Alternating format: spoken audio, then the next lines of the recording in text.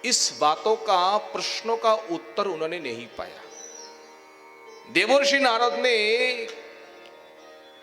इसी उत्तर के लिए बद्रिका विशाल चले गए, तप करने के लिए। वहां जाकर के चतुर्षणों के साथ उनका दर्शन है, साक्षात हुए है। चतुर्षण बोले है देवर्षि नारद, देखो ज्ञान वैराग्य को जगाने के लिए एक ही कर्म है। वो सत्कर्म क्या है? बोले वो सत्कर्म ही ज्ञान यज्ञ है। ज्ञान यज्ञ ही भागवत कथा है। तुम भागवत कथा प्रवचन करो।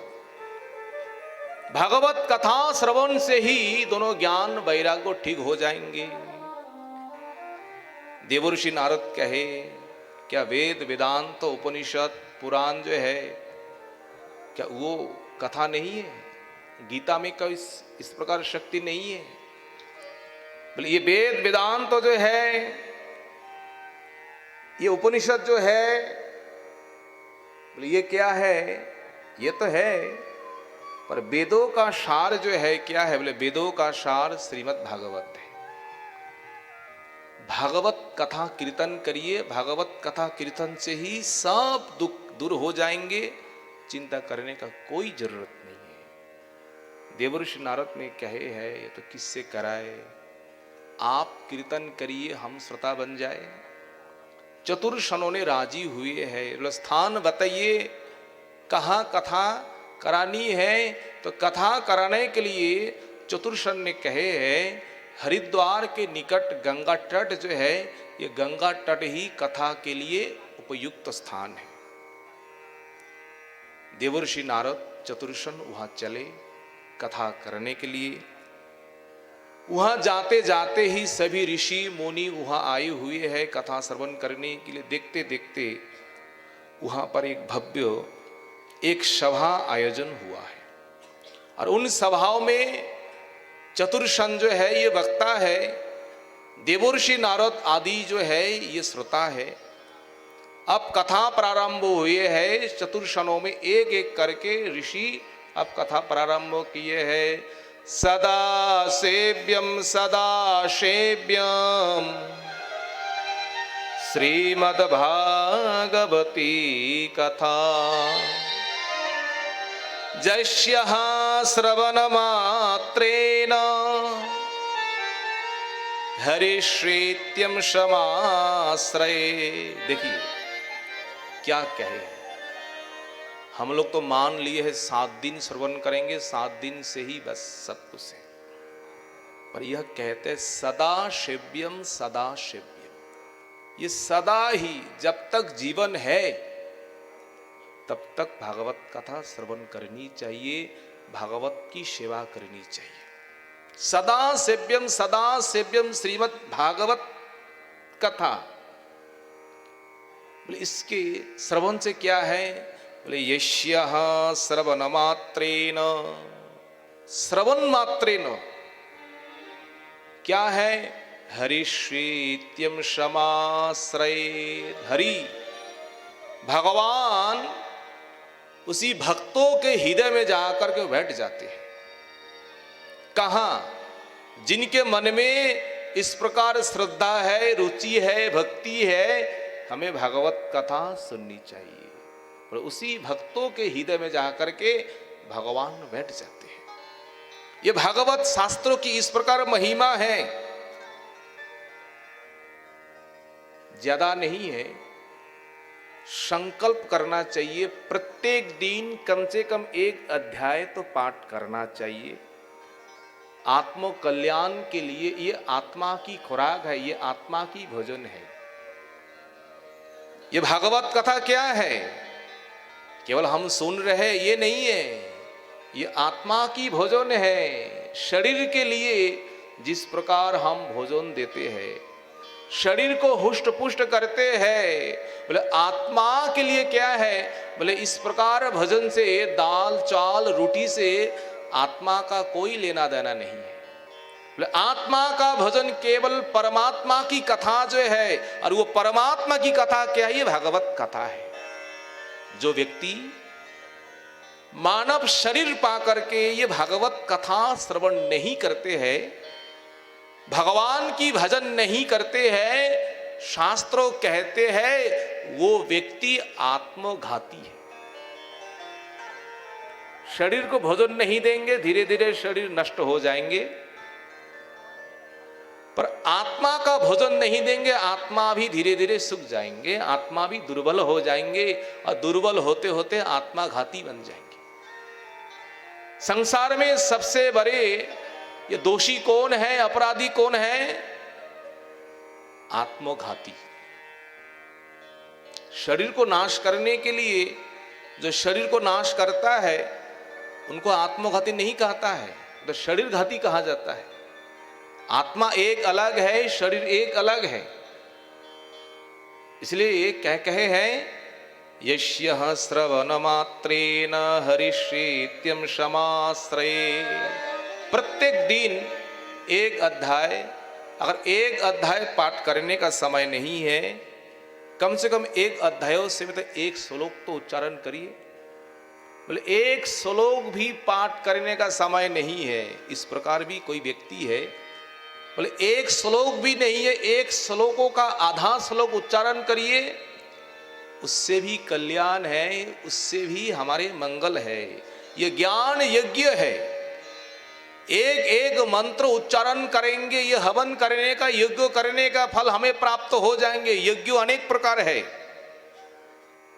ये कथा जो है गीता में है, ये ज्ञान यज्ञ भी एक प्रकार है, कथा यज्ञ।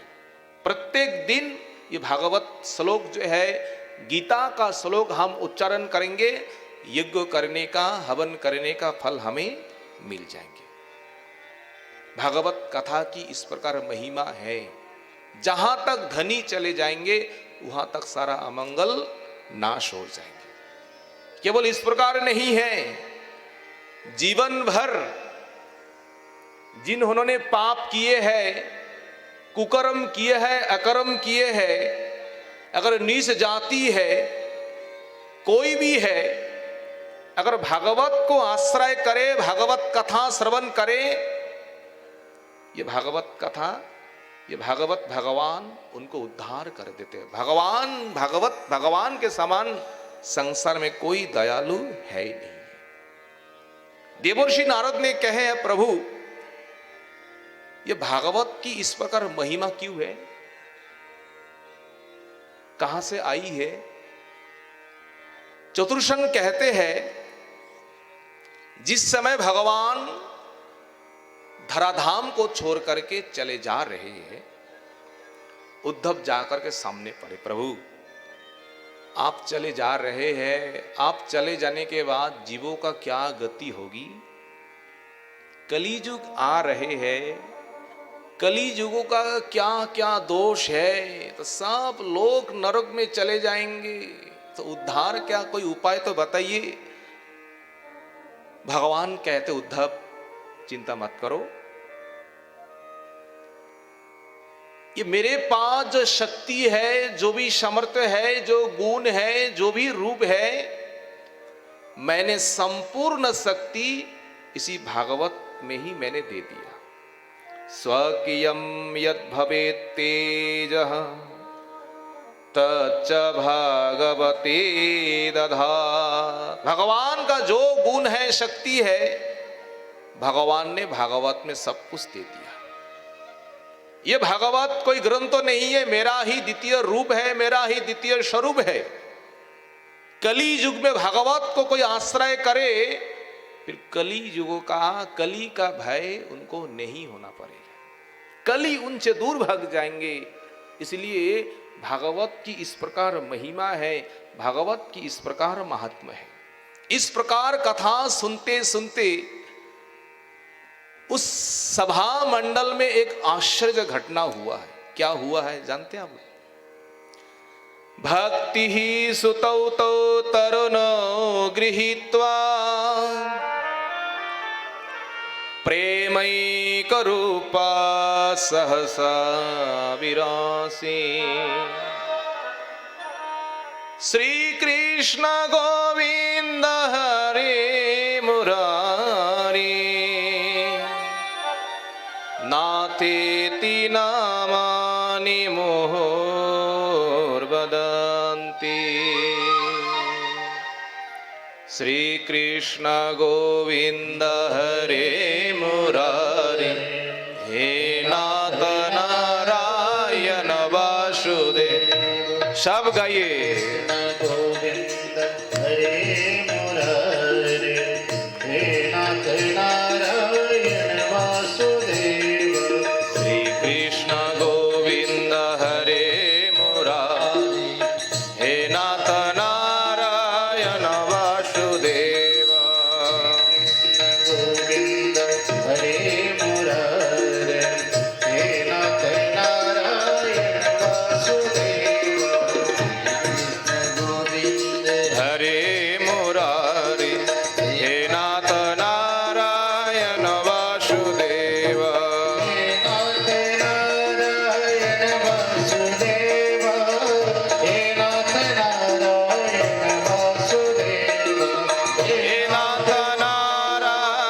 वासुदेव। हे नाथ नारायण वासुदेव,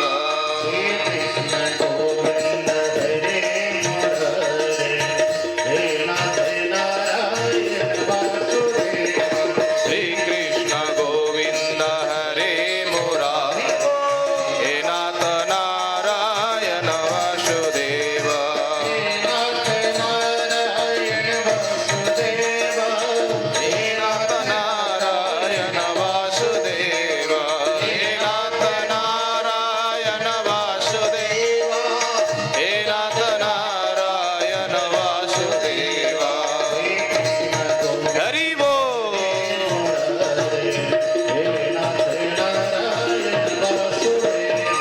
श्री कृष्ण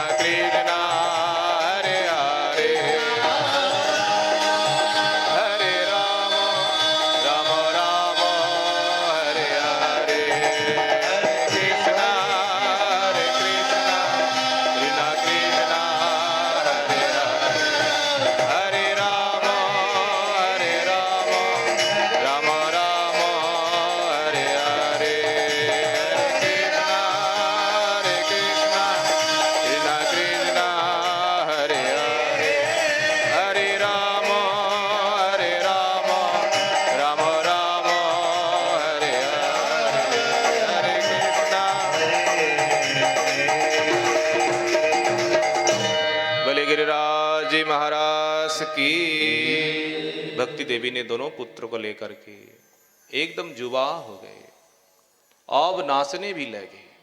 सभी भक्तों ने देख करके आश्चर्य हुए, ये कौन है?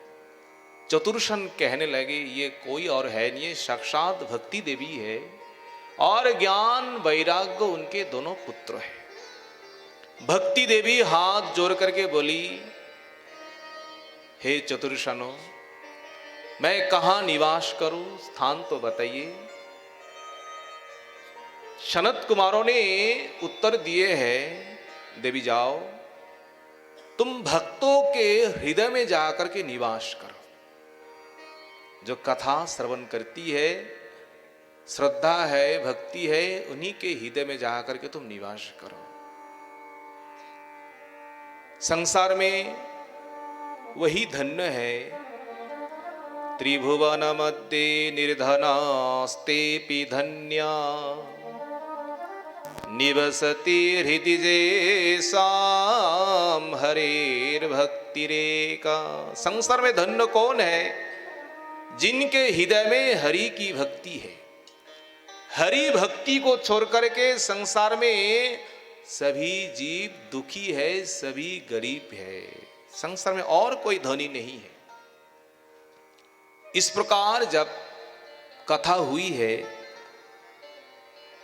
देवर्षि नारद प्रश्न किए हैं, प्रभु कथा की इस प्रकार अद्भुत महिमा हमने दर्शन किए हैं, और इस कथा के द्वारा और कौन कौन शुद्ध हो सकते हैं, कौन कौन पवित्र हो सकते हैं।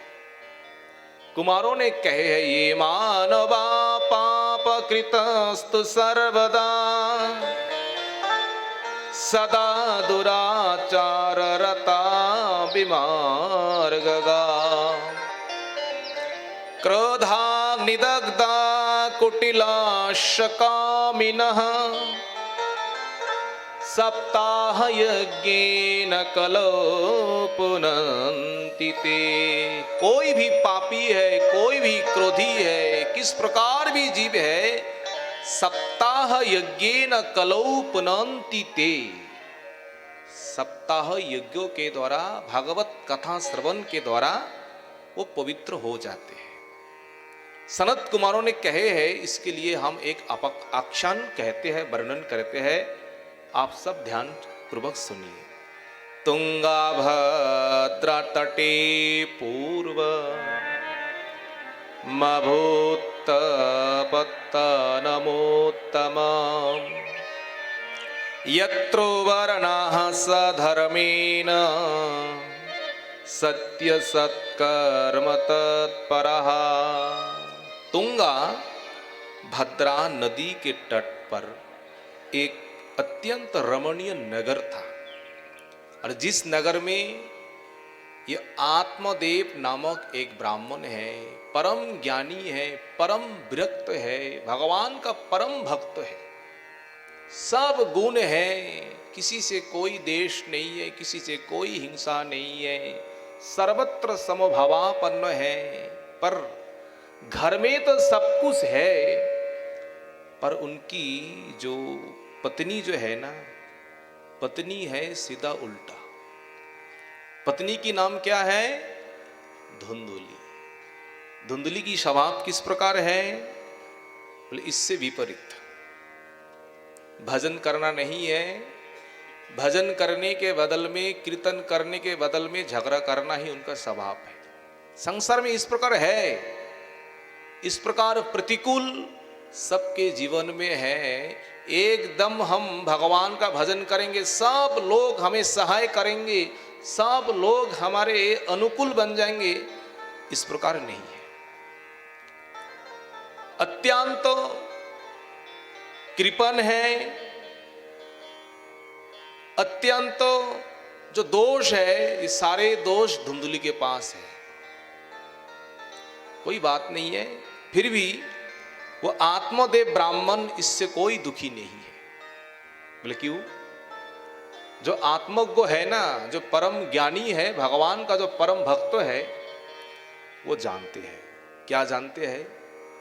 संसार में सब हम अपने कर्म फल को भोग रहे हैं, कि कोई किसको दोष दे, पर ये तो है उनके मन में। पर दुख एक ही बात है। क्या दुख है? अपुत्र होने के लिए उनके मन में दुख है। पुत्रो प्राप्ति के लिए आत्मदेव ने सब कुछ किए हैं, दान करते करते आधा धन समाप्त किए हैं, फिर भी उनको पुत्र प्राप्त नहीं हुआ है। एक दिन दुखी होकर के वन चले गए आत्महत्या करने के लिए, पर वन में जाकर के क्या हुआ है, एक महात्माओं के साथ उनका साक्षात हुआ है। सीधे जाकर के महात्माओं के चरणों में गिर करके प्रणाम किए, खूब करके रोने रुदन किए हैं। वो महात्मा ने मान लिया है, भाई वन में क्यों आए हैं? भजन करने के लिए आए हैं। उस समय तो वन इसलिए जाते थे। महात्मा ने कहा है, क्या हुआ तुम्हारा, कुछ तो बोलो। बस वो ब्राह्मण क्या कहे है, हे प्रभु संसार में तो हमारे लिए कुछ कमी है नहीं है, सब कुछ प्रभु ने दिए हुए है, एक ही कम है। बोलो वो क्या कम है? पुत्र है नहीं। बोले पुत्रों के बिना संसार में हम दुखी है। महात्मा ने क्या कहे, देखो ब्राह्मण, संसार में हमें पुत्र कभी सुख नहीं दे सकते। अरे सुख होता तो सगर राजा का 60,000 पुत्र था। अंगो राजा जो है उनका एक पुत्र हुआ है बेन। जिन बेन के अत्याचार से अंगों ने क्या किया है, राज्य छोड़ करके वन में चले गए। कोई पुत्रो किसी को सुख नहीं देता। ये सुख जो है ये सब अपना कर्मों का फल है। आपका प्रारब्ध जैसा है ऐसा ही आपको मिलेगा। अगर प्रारब्ध में सुख नहीं है, 1000 पुत्र होने पर भी कोई पुत्र आपको सुख नहीं देगा, आपको रास्ता में बैठना ही पड़ेगा। ये अपना अपना कर्मों का फल है। ऐसा नहीं है हमारे पास 5 बेटे हैं हम सुखी है, वो बाबा को भी रास्ता में जाकर के बैठना पड़ता है। ऐसा भी है उनका कोई पुत्र है नहीं है, राज सिंहासन में बैठे हुए हैं, कोई सुख नहीं, कोई दुख नहीं है। महात्मा की इस प्रकार बात सुनकर के ब्राह्मण कहते हैं, आप कृपा करके तो एक संतान दीजिए। महात्मा कहते हैं, मुंचा ज्ञानम प्रजारूपम बलिष्ठः करमनोगति विवेकम तो समासाद्य त्याज संसार वासन। वे ब्राह्मण, मुंछा ज्ञानम मुसलिरी मुक्षणे ज्ञानम, इस प्रकार ज्ञान को तुम छोड़ दो। किस प्रकार ज्ञान?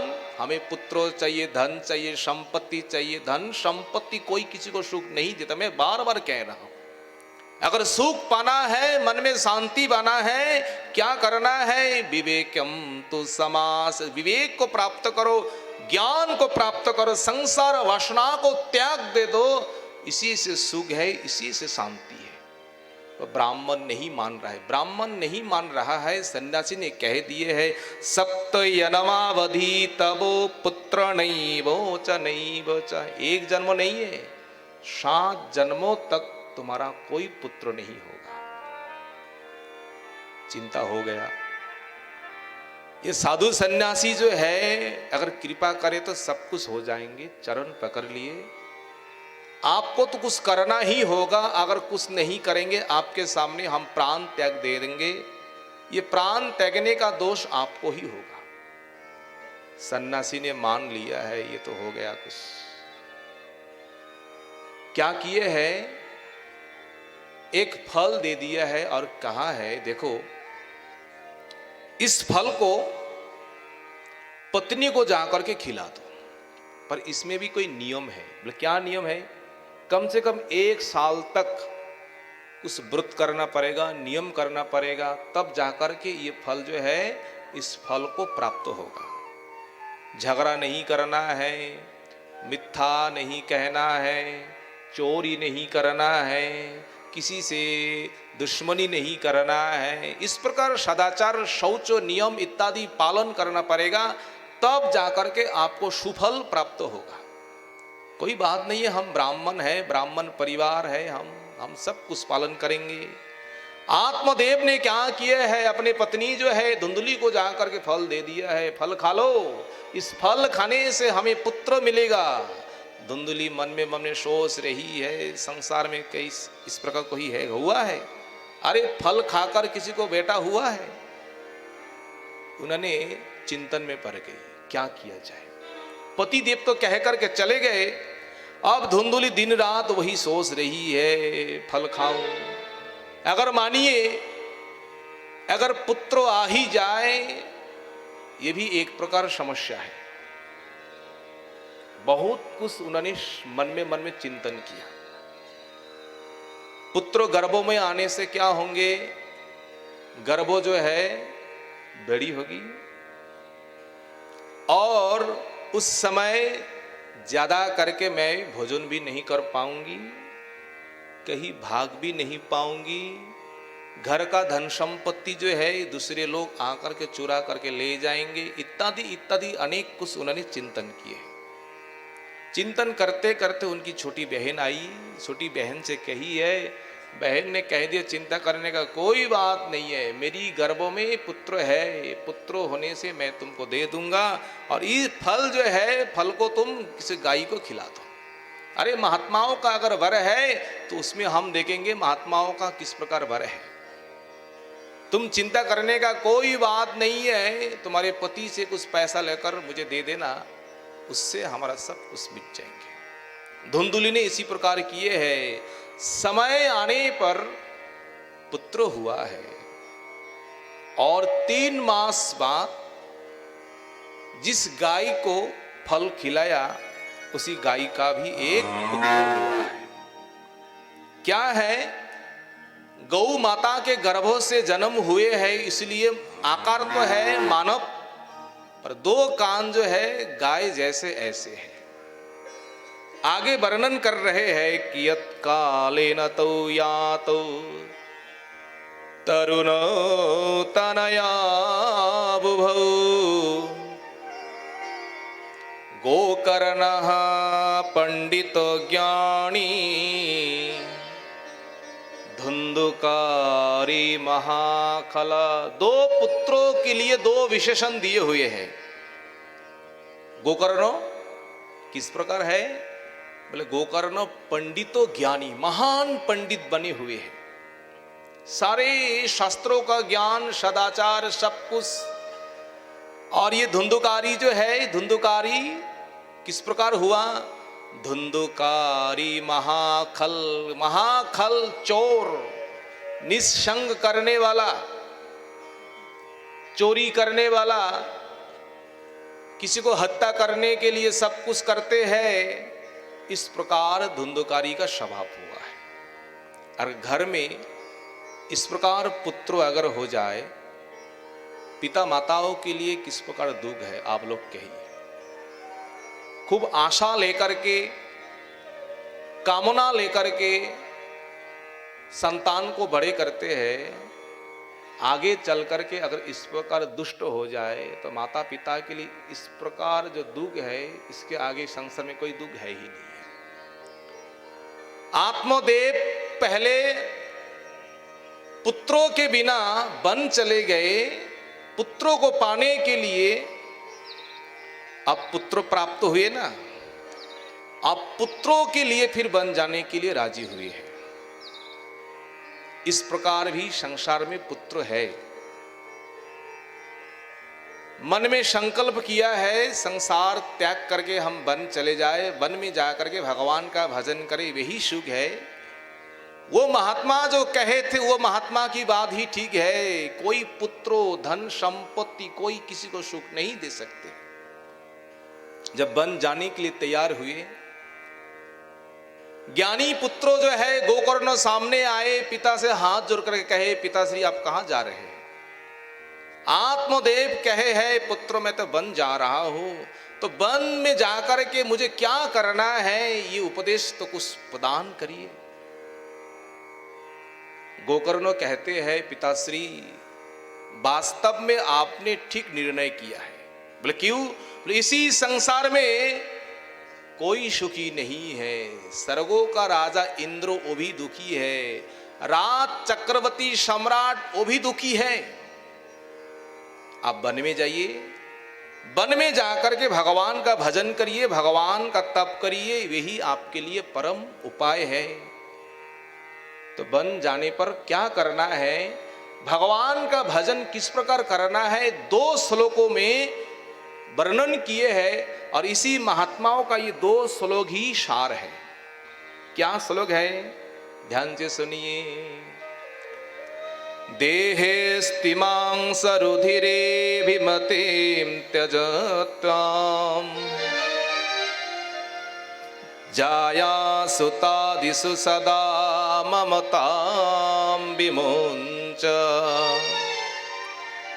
पश्यानि संयगदिदां क्षणभङ्गुनिष्टां वैरागरागरसिको भवभक्तिनिष्ठा धर्मं भजश्च सततं त्यज लोकधर्मान् सेवश्च साधुपुरुषान् यहि कामतृष्णा अन्यस्य दोषगुणचिन्तनमासमुक्त्वा सेवा कथा रसमहो नितरां पिबोतम। 2 श्लोकों का वर्णन है। अगर किसी को भगवान का भजन करना है तो भजन करने से पहले कम से कम ये ज्ञान तो होना चाहिए। सबसे पहले मैं कौन हूं, थोड़ा सा चिंतन करिए। ये शरीर क्या है? जो व्यक्ति कहते हैं शरीर ही आत्मा है, संसार में सबसे बड़ा अज्ञानी वही व्यक्ति है। आत्मा एक अलग है, शरीर एक अलग वस्तु है। हम सब कहते हैं ये हाथ किसकी है? क्या कहते हैं? ये मेरा हाथ है। अरे भाई, जो कहता है मेरा हाथ है तो वो मेरा कहने वाले कौन है? शरीर से अलग है। घर में निवास करने वाला जो है वो घर नहीं है, घर का मालिक है। तो वो मालिक कौन है? शरीर क्या है? सबसे पहले जिस शरीर को हम देख रहे हैं उसी शरीर का ज्ञान हो जाए। देहस्ति मांस रुधिरे, देह में क्या है? ध्यान से सुनिए। देहे अस्थि मांस रुधिर, केवल हाड़ हड्डी मांस, इसके अतिरिक्त शरीर में कुछ है नहीं है। कहे है पिताश्री, ये शरीर जो है अभिमतिम त्यजत्वम, शरीर को लेकर कभी भी अभिमान नहीं करना है, अहंकार नहीं करना है, एकदम पक्का बात है। देखते देखते शरीर का हाल क्या हुआ है, इस प्रकार हुए हैं और आगे जाकर के क्या होंगे वो रूप देख करके हमें ही घृणा होगा। ये केवल एक जन का नहीं है, सबको होना है। इस प्रकार अवस्था होंगे, संसार का लोग तो आपको देख करके घृणा करेंगे, आपको तो पसंद नहीं करेंगे, स्वयं को भी वो शरीर अच्छा नहीं लगेगा। इसलिए कहे है शरीर को लेकर कभी अभिमान नहीं करना है, अहंकार नहीं करना है। इस शरीर का कोई मूल्य है नहीं है। चलते चलते कुछ हो गए, बस हो गया। शरीर का एक नस दब जाए ना, हम चल नहीं पाएंगे। शरीर में कुछ हो गए, हम बस हो गया। तो इसी शरीर को लेकर के अभिमान नहीं करना है और मेरा मेरा भी नहीं कहना है। क्या कहा है? त्याजो अभिमानम। पहले शरीर के प्रति अभिमान त्याग करना है, बाद में शरीर के साथ जहां जहां संबंध है उस स्थान को भी त्याग करना है। जाया सुता दिसु, जाया जाया होता है स्त्री, और स्त्री से जो पैदा हुआ है संतान, पुत्रो जो है, बोले इसके लिए क्या करना है? सदा ममताम विमुंच्य। ऐसा नहीं है 2 दिन के लिए हम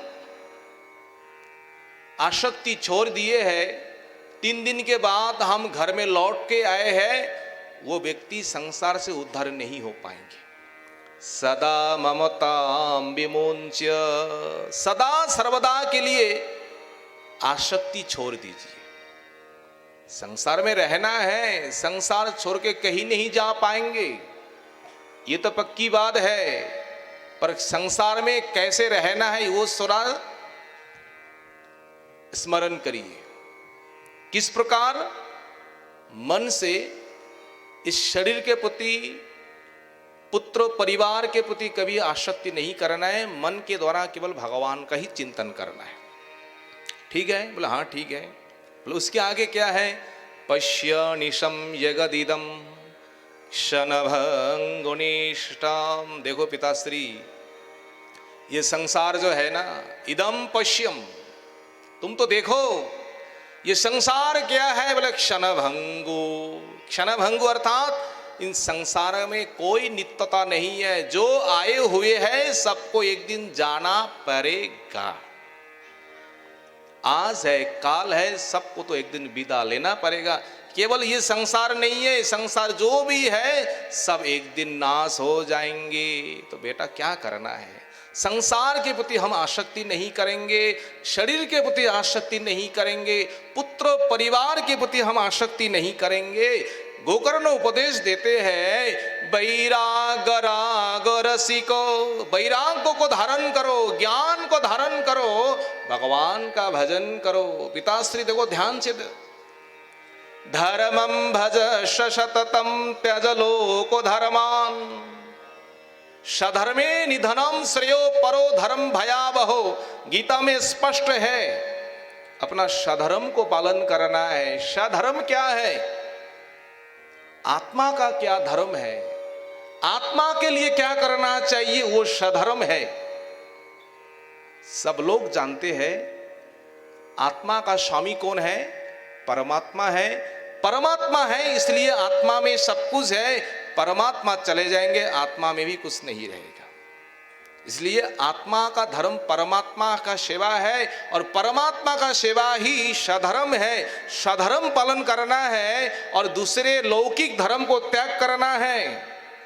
अगर काम को, अगर वासनाओं को त्याग करना है, क्या करना है?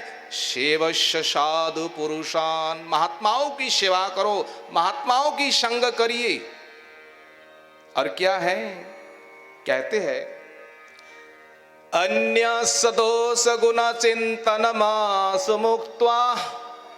सबसे बड़ी बात है, किसी का भी दोष नहीं देखना है, किसी को भी निंदा नहीं करना है, किसी से भी दुश्मनी नहीं करना है। बोले क्यों? बोले सबके भीतर कौन है? बोले सबके भीतर परमात्मा है। किसी जीवों के साथ हम विद्वेष करेंगे, बोले एक प्रकार परमात्मा के साथ ही विद्वेष करना होगा। इसलिए जो ये सनातन धर्म जो है, सनातन धर्मों का मूल उपदेश क्या है? स्थावर यंगम नादके, नादके तर मूर्ति सर्वत्र है तर इष्टदेव स्फूर्ति।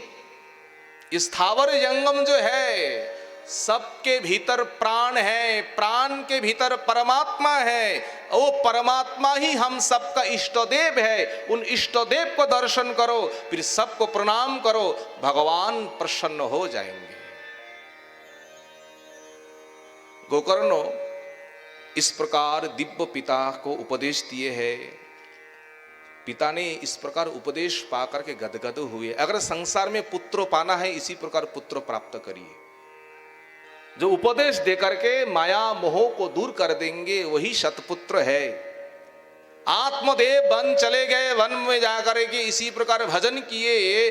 केवल केवल भागवत कथा पाठ करते करते शरीर से उन्होंने भगवान के पास चले गए। बोलिए आत्मदेव ब्राह्मण की, बोलिए भक्तवत्सल भगवान की। आत्मदेव जब घर से चले गए ना, अभी घर में कौन है? धुंधुकारी, धुंधुली। धुंधुकारी ने क्या किए हैं? अब माता के साथ इस प्रकार अत्याचार शुरू किया है। प्रत्येक दिन आकर के झगड़ा, कहाँ धन है, कहाँ संपत्ति है, लाओ नहीं तो मार दूंगी। मैया ने भय के कारण एक रात्रि कहीं भागी और भागते भागते अंधे कुएं में जाकर के मर गई।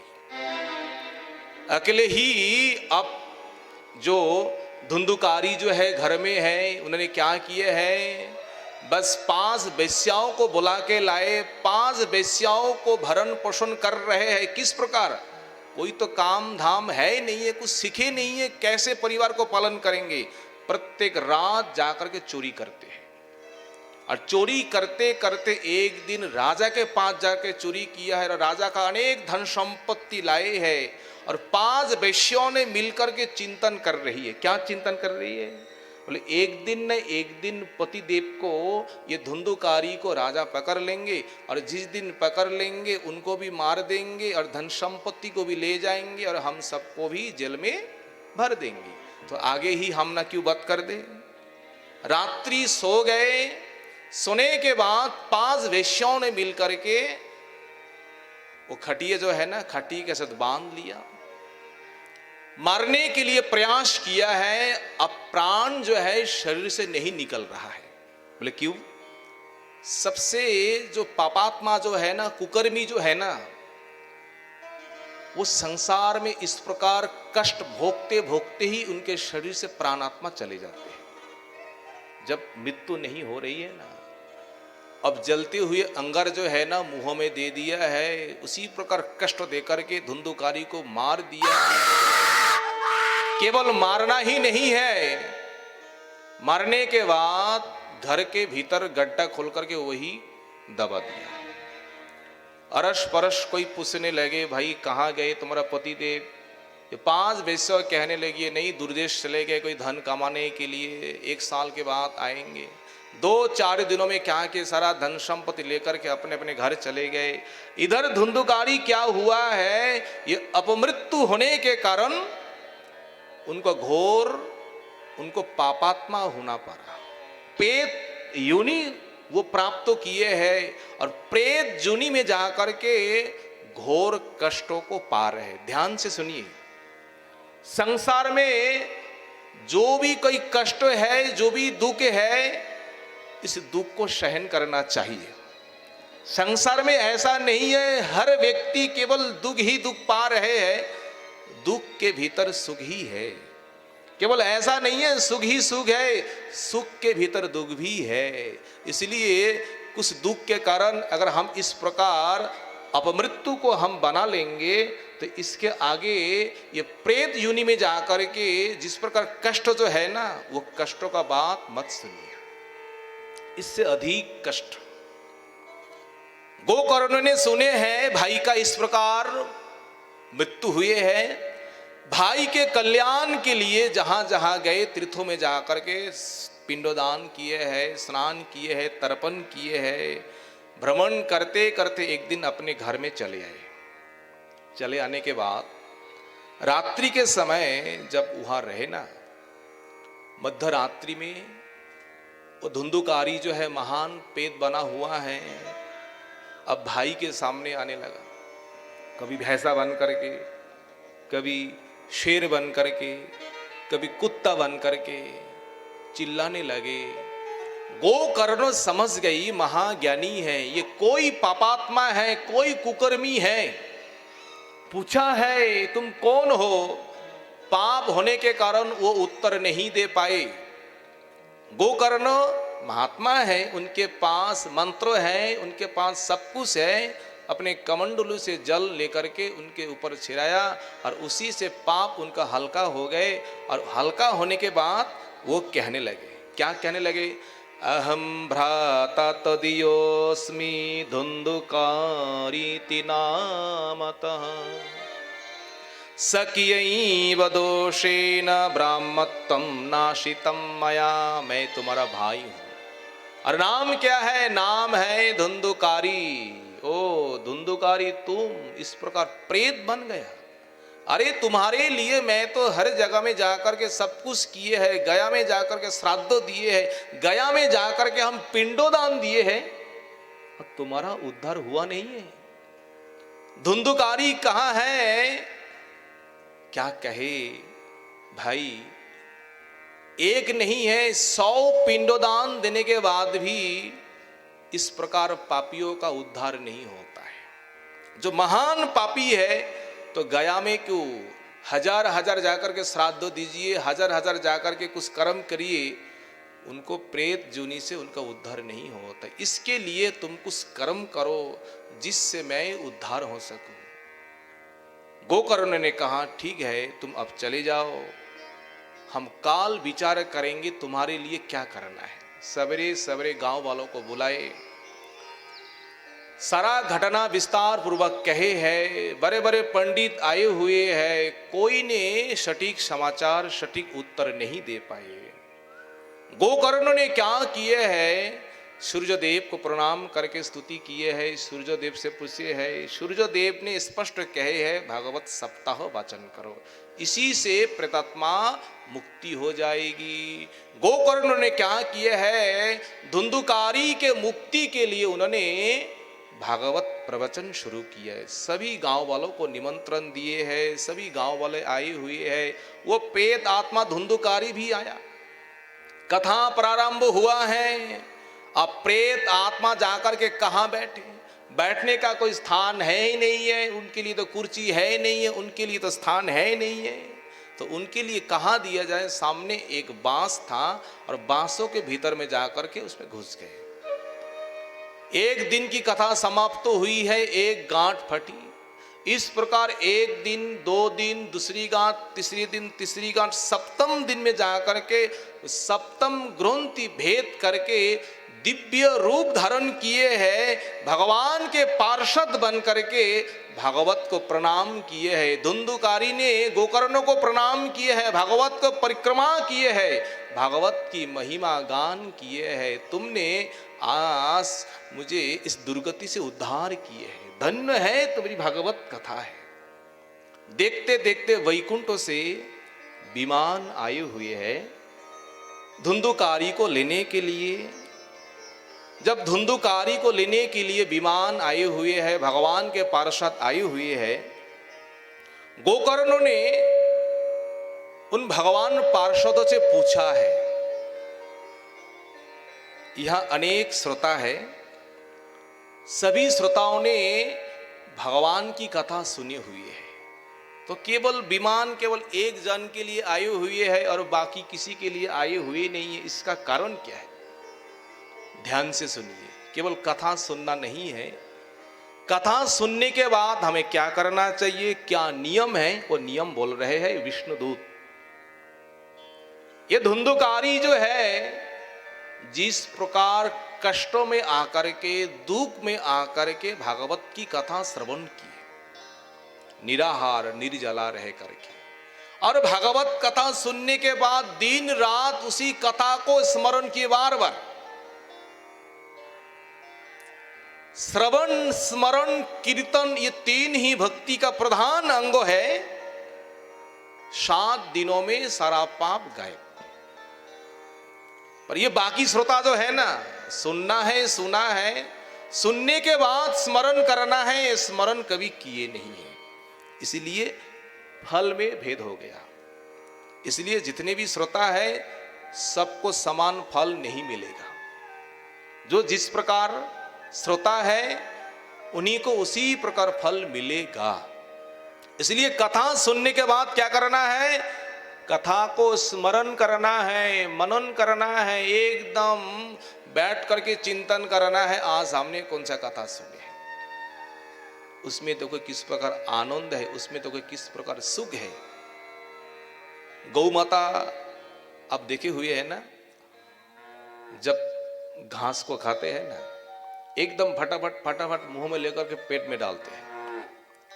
जब एक जगह में बैठ जाती है ना, फिर वहां पेट से लेकर के मुंह में लाकर एकदम आग बंद करके धीरे धीरे धीरे धीरे उनका आस्वादन जो है, आस्वादन को आस्वादन करते हैं। ये कथा जो है हम तो सुने हुए हैं, और जा करके बैठ करके आप चिंतन करिए, देखो आपको किस प्रकार आनंद है, ये आपको मिलेंगे। थोड़ा सा अभ्यास तो करिए, ट्राई तो करिए, देखो किस प्रकार आनंद है। गोकर्ण ने कहे है, ये श्रोता जो है ना, कोई ने मनन नहीं किया, इसलिए फल में भेद हुए हैं। बोले क्या किया जाए, बोले तुम दोबारा भागवत कथा प्रारंभ करो। अगर दोबारे अगर उस समय अगर मन से सुने, अगर मनन करे, फिर तो सबके लिए एक एक विमान आ जाएंगे। गोकर्ण ने क्या किया है, दूसरी बार भागवत कथा प्रारंभ किया, सबको निमंत्रण किया। केवल मनुष्य नहीं है, उसी गांव गांव से जो भी पशु है, कुत्ते है, बिल्ली है, जो भी है, सब आए हुए हैं कथा सुनने के लिए। और कथा समाप्तों के बाद वैकुंठों से सबके लिए एक एक विमान आए और सबको उठा करके वैकुंठ लोक चले गए। और गोकर्ण को लेने के लिए साक्षात भगवान विष्णु वहां आए। भगवान आकर के गोकर्ण को उठा करके अपने लोक चले गए। ये कथा है। कथा का सार यही है, कोई भी है, पापी है, तापी, कुकर्मी, जीवन भर सब कुछ किए हुए है, अगर कोई मन से कथा सुने, कथा में इस प्रकार शक्ति है, शब्दों में इस प्रकार शक्ति है, ये तो मानना पड़ेगा। मानेंगे कि नहीं मानेंगे? शब्दों के द्वारा हम हंसते हैं, शब्दों के द्वारा हम रोते हैं, है कि नहीं है? ये केवल शब्द है। एक शब्द इस प्रकार हम कह देंगे ना, जीवन भर आप याद रखेंगे बाबा ने इस प्रकार कहे चले गए। ये शब्दों में इस प्रकार क्षमता है। ये तो जागतिक, ये तो लौकिक है। जो वेद है, वेदांत तो है, जो वैकुंठों का शब्द है, उसमें किस प्रकार शक्ति है। किसी को सांप काटा है, मंत्रों के द्वारा उस सांप का जहर को खत्म कर देते हैं। वो क्या है? वो शब्दों तो है। और ये मंत्र जो है, ये कथा अगर कोई सुने, सबके भीतर संसार रूपी दावाग्नि का जो दुख है, जो कष्ट है, सारे दावाग्नि का दुख जो है, कष्टों जो है, धीरे धीरे सब समाप्त हो जाएंगे। बोले गिरिराज जी महाराज की। ये कथा सुनने का विधि है, किस प्रकार करनी चाहिए। श्रोता जो है, नियम देख करके, समय देख करके, कथा में जैसे बेटी की विवाह है ना, उसी प्रकार धूमधाम के साथ कथा करनी चाहिए। और वक्ता भी ज्ञानी, परमहंस है ना, ब्राह्मण, ये वक्ताओं का लक्षण है। और कथा करने का स्थान वो भी वर्णन किए हैं। इस प्रकार करके ये भागवत महात्मा पद्म पुराणों में वर्णन करते हैं। और भागवत में 3 श्लोकों के द्वारा भगवान का मंगलाचरण किए हैं। ध्यान है, रखिए, इन मंगलाचरणों में किसी भी भगवान का इसमें कोई नाम है नहीं है। क्या है? सुनिए, केवल भगवान का विशेषण है। ध्यान से सुनिए, भागवत का ये मंगलाचरण 3 क्या है। जन्मादस्य यतन्वयादितरत स्वार्थे सविज्ञसरा तेने ब्रह्म हृदय आदि कवये मह्यन्ति यत्सूरयः तेजो वारि मृदं यथा विनिमयो यत्र तिसर्गो मृषा धाम्ना स्वेन सदा निरस्तकुहकम् सत्यं परं धीमहि धर्मः प्रज्जितकैतवोऽत्र परमो निर्मत्सरणं सताम् वेद्यं वास्तवमत्र वस्तु शिवदं तापत्रयोन्मूलनम् श्रीमद्भागवते महामुनिकृते किं वा परैश्वरः सद्य हृद्यवरुध्यतत्र कृतिभिः शुश्रूषुभिः तत्क्षणात् निगमकल्पतरुर्गलितं फलं सुखमुखामृतद्रवसंयुतं पीबत भागवतं रसमालयं मुहुरः रसिका विभावुका। बोलिए भागवत महापुराण की। सबसे पहला श्लोक जो है जन्मादस्य यतः। ये भागवत क्या है? ये ब्रह्म सूत्रों का ये भाष्य है। ब्रह्म सूत्र जो है, वेदांत सूत्र जो है, दूसरा जो सूत्र है यन्मादस्य यतो कह करके वो मंत्रों वहां कीर्तन किए। इसका तात्पर्य क्या है? सृष्टि स्थिति प्रलय ये कहां से हुई है? जहां से हुई है वो कौन है? वो परमेश्वर है, वो परमात्मा है, वो भगवान है। भगवान संसार में जो भी कार्य है सभी देवी देवताओं के सब भाग करके दिए हुए हैं। इन तीन कार्यों को करने के लिए भगवान एक होते हुए भी तीन भागों में विभाग हुए हैं, तीन रूपों में। कौन कौन? ब्रह्मा, विष्णु और महेश्वर। ये तीन ही एक है और एक ही तीन है। केवल सृष्टि पालन संहार करने के लिए तीन रूप हुए हैं। भगवान विष्णु क्या करते हैं? विश्व का पालन करते हैं। ब्रह्मा सृष्टि करते हैं और शंकर जी संहार करते हैं। ये भगवान का ये विभूति है, भगवान का ये रूप है। और कहते हैं वो कौन है? अभिज्ञ है। ज्ञ होता है परम ज्ञानी, परम ज्ञानवान। समस्त संसार का एकमात्र ज्ञाता कौन है? भगवान है। और भगवान ही शराट है। और भगवान ने क्या कहते? तेने ब्रह्म हृदय आदि कवये। सबसे पहले आदि कवि ब्रह्मा जी के हृदय में भगवान ने ये ज्ञान प्रदान किए हैं। और जिस ज्ञान के द्वारा ब्रह्मा ने ये संसार को सृष्टि की है, वो कौन है? वो भगवान के ज्ञान से। तेने ब्रह्म हृदय आदि कवये मोहन्ति यत् सूरयः। सूरयः, सूरय अर्थात देवताओं, देवता लोग। इसके बारे में, इस विषय में वो भी मोह प्राप्त हो जाते हैं। ठीक ठीक उनको भी ज्ञान नहीं होते हैं। वास्तव में ये रहस्य क्या है? सृष्टि रहस्य क्या है? पालन करने का क्या रहस्य है? संहार करने का क्या रहस्य है? भागवत में सबसे कठिन तत्व यही है, सृष्टि तत्व।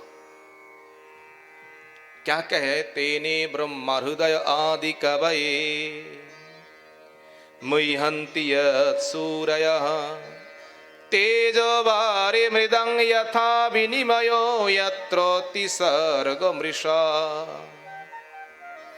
धाम्ना स्वेन सदा निरस्तकुहकं सत्यम परम धीमहि। वो सत्य स्वरूप जो है, परमेश्वर जो है, उन सत्य स्वरूप परमेश्वर भगवान को हम सब मिलकर के ध्यान करते हैं। आइए अब भगवान भागवत कथा जो है, समय भी हुई है,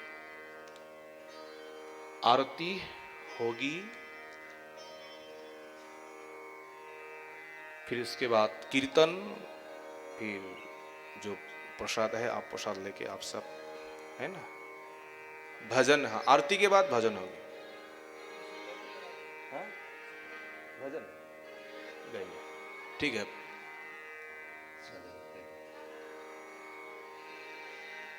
बुलबंके बिहारी लाल की जय हो।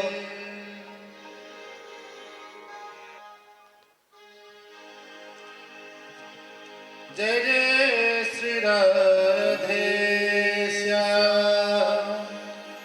वो अपनी वाणी में अमृत घोल, वो अपनी वाणी में अमृत घोल, ओ रसना राधे राधे बोल, ओ रसना राधे राधे बोल। ओ अपनी वाणी में अमृत घोल, ओ अपनी वाणी में अमृत घोल, ओ रसना राधे राधे बोल, ओ रसना राधे राधे बोल।